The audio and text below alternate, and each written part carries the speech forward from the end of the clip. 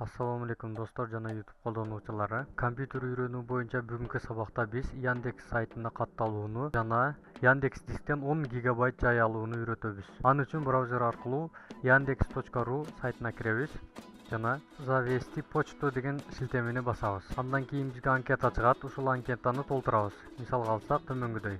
Логин жана пароль деген бөлүмүн кириллицада эмес, латын алфавитинде толтурабыз. Эгерде кириллицада толтурган болсок, төмөндөгүдөй ката берет.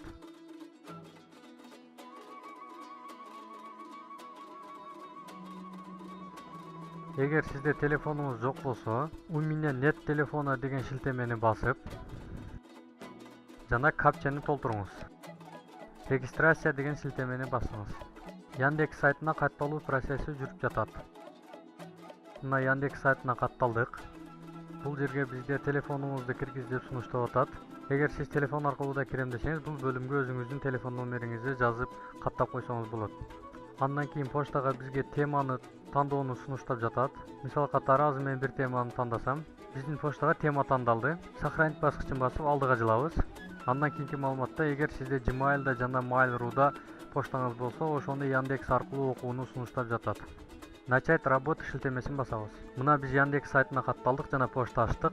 Эми бизге Яндекс дискке катталуубуз керек. Аны үчүн Яндекс почта деген жазуунун алдындагы меню кнопкасын басабыз. Көрүп турганыңыздардай эле бизге Яндекс сайты көптөгөн шилтемелерди сунуштап жатат. Яндекс дискти тандайбыз. Мына биз Яндекс дискке катталдык. Компьютер аркылуу иштөө үчүн Яндекстин компьютерга программасын сунуштап жатат. Компьютерге көчүрүү үчүн скачать диск для Windows шилтемесин басабыз.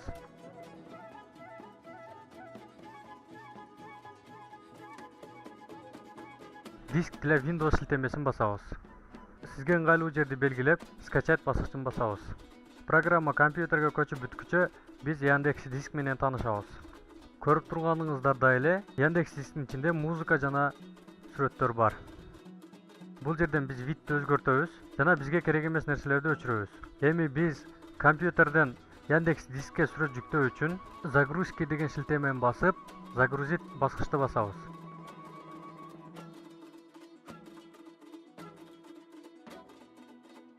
Керектүү файлдарды тандайбыз. Открыть баскычын басабыз. Мына Яндекс бизге кай жерге жүктөөнү сунуштап жатат. Яндекс диск бөлүмүн тандап, загрузить баскычын басабыз. Экраныңызда да көргөндөй эле компьютерден Яндекс дискке көчүрүү процесси жүрүп жатат. Яндекс дискке көчүрүлүп калды биздин керектүү файлдар. Мына көрсөңүздөр да болот чоңойтуп. Көчүрүлгөн сүрөттөрдү бир папкага жыйнаштырабыз. Аны үчүн создать баскычын басып, папка баскычын басабыз. Папкага өзүңүз каалагандай ат бериңиз. Мисалы, сүрөттөр деген. Тартуу жолу менен папкага киргизебиз. Мына сүрөттөрдү тартуу жолу аркылуу бир папкага жыйнаштырдык. Эми Яндекс дискти компьютерге орнотобуз. Компьютерге орнотуу үчүн Яндекс дискти белгилеп, установить от имени администратора шилтемесин басабыз. Экраныңыздарда көрүп тургандай эле компьютерге орнотуу процесси жүрүп жатат. Эгер сизде интернет жай иштесе, бул процесс көпкө чоюлуп калышы мүмкүн. Мына Яндекс диск компьютерге орношту. Далее баскычын басабыз. Логин паролду киргизиңиз жана войти баскычын басыңыз.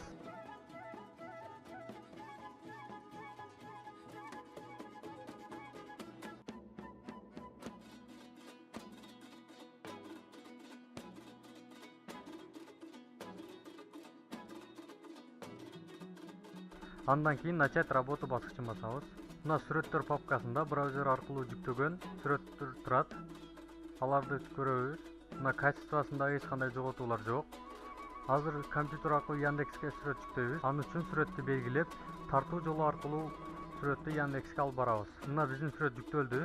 Видти чоңойтуп көрөбүз. Аны сүрөттөр папкасына киргизебиз. Яндекс диск өтө тез иштейт жана ыңгайлуу. Файлдар жүктөлүп бүткөн соң тандалды белгиси чыгат. Дагы бир сүрөт жүктөп көрөбүз.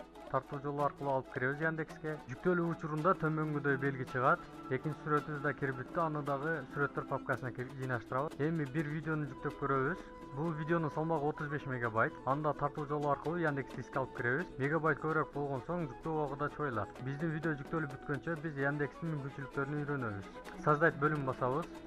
Бизге бул жерде папка, текстовый файл, таблица, презентация, альбомдорду түзүүнү сунуштап жатат. Азыр текстовый документ түзүп көрөбүз. Аны үчүн текстовый документ бөлүмүн басабыз. Онлайн Word ачылып жатат. Мына бизге онлайн Word ачылды. Бир сүйлөм жазып көрөбүз. Мисалга алсак, салам достор деп. Аны сактайбыз. Файлды сактайбыз. Сактоо үчүн файл баскычын басып, файлга ат беребиз. Мисалы, тесттик документ деп. Окей баскычын басабыз. Мына биздин файл сакталды. Биз Яндекс дискке өтүп көрөбүз. Мына биздин файл. Текшеребиз бул файлды. Мына биз жана эле түзгөн документ ачылды. Тесттик документ деген. Ичинде салам достор деген сүйлөм бар. Эгер сиз досторуңуз менен бөлүшкүңүз келсе, төмөнкү баскычты басасыз. Жана сизге ыңгайлуу социалдык тармакты тандап, ошол социалдык тармак аркылуу бөлүшөсүз. Андан кийинки баскыч, бул баскыч аркылуу биз печат берсек болот. Андан кийинки бөлүм файлды жүктөө үчүн. Эгер файлга оңдоп түзөө керек болсо, редактировать баскычын басабыз.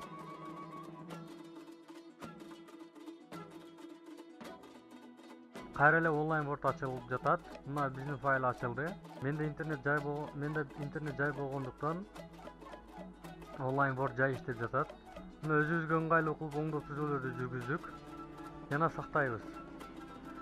Мына биздин видеода жүктөлүп бүтүптүр. Аны көрүү үчүн видеону 2 жолу бассаңыз көргөзөт.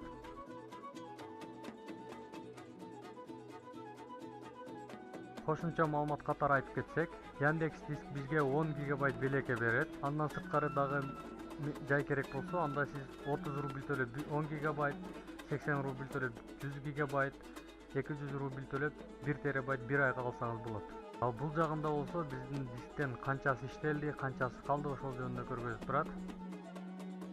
Лента баскычын бассаңыз, иштөө тарыхын көргөзөт.